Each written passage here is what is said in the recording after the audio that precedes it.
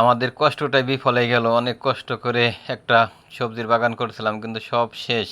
Hello বন্ধুরা, আসসালামু আলাইকুম। কেমন আছেন সবাই? আশা করি ভালো আছেন। আলহামদুলিল্লাহ, আপনাদের দোয়া আল্লাহর রহমতে আমরা ভালো আছি। আজকে আমরা দেখাবো আপনাদের যে আমাদের বাড়ির পিছনে কিছু খালি জায়গা পড়েছিল, ওখানে আমরা এই মানে বর্ষাকালে অনেক সবজির দাম, সেই জন্য আমরা করছিলাম কি ওখানে কিছু পুঁই শাক, দাঁড়া, কিছু মূলা এগুলো রোপণ করছিলাম। সাথে লাগাইছিলাম লাউ, দুন্দিল। মানে একটা যাতে বাড়ির পিছন থেকে যদি কিছুটা সবজি হয়, তেমন কেন খাওয়ার কাজটা চলে যায়। আর নিজের হাতে সবজি উৎপাদন করে খাওয়ার মজাটা আলাদা। কোনো সেখানে রাসায়নিক সার বেশি থাকে না, কীটনাশক থাকে না, সেই জন্য আর কি এই আবাদটা করা। কিন্তু দেখেন কুই শাকগুলো ঘন বৃষ্টির কারণে এক করে শেষ হয়ে গেছে। এই যে দেখেন মূলাগুলো, এই যে দাঁড়াগুলো এক করে, তো মূলাও শেষ, মূলা তো জ্বালানোর পরে শেষ হয়ে গেছে। আর এই দেখেন আর দাঁড়াগুলো পইছে বইছে এক করে মনে করেন হয়ে গেছে। সাথে এই যে কয়টা গাবলার ভিতরে আদা লাগাইছিলাম, আদাগুলা করে পানিতে পচে গেছে বৃষ্টির কারণে। এই যে কয়টা ধনে, মানে বিলাতি ধনে সস যাকে বলে, সেগুলো লাগাইছি।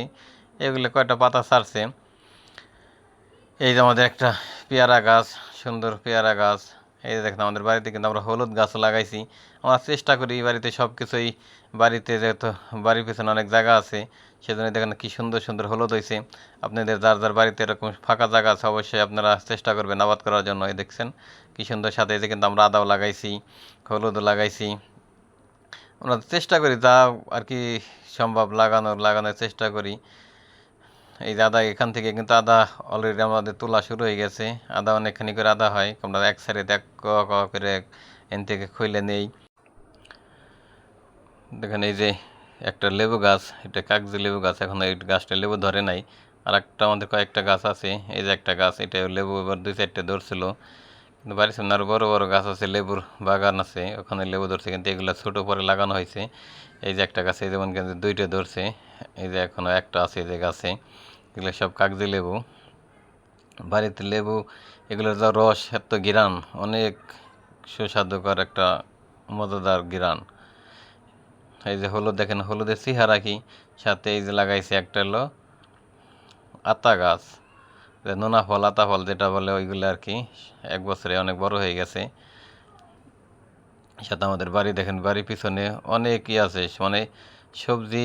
বর্ষাকালে যে সবজির অভাব হয়, দেখেন আমাদের বাড়িতে যে কচু গাছ বলে না, মৌলবী কচু বলে খায়, মৌলবী কচুগুলো দেখেন কত সুন্দর। অনেকের বাড়ি একটা হয় না, কিন্তু আমাদের এই দেখেন পুরো বাড়ির আঙ্গিনা ভরা শুধু মৌলবী কচুর পাতা। এই যে সাথে সবরি কলা গাছ লাগাইছি, এখান থেকে কলা ধরলে আমরা কলা খাইতে পারব। সবাই ভালো থাকবেন। আসসালামু আলাইকুম।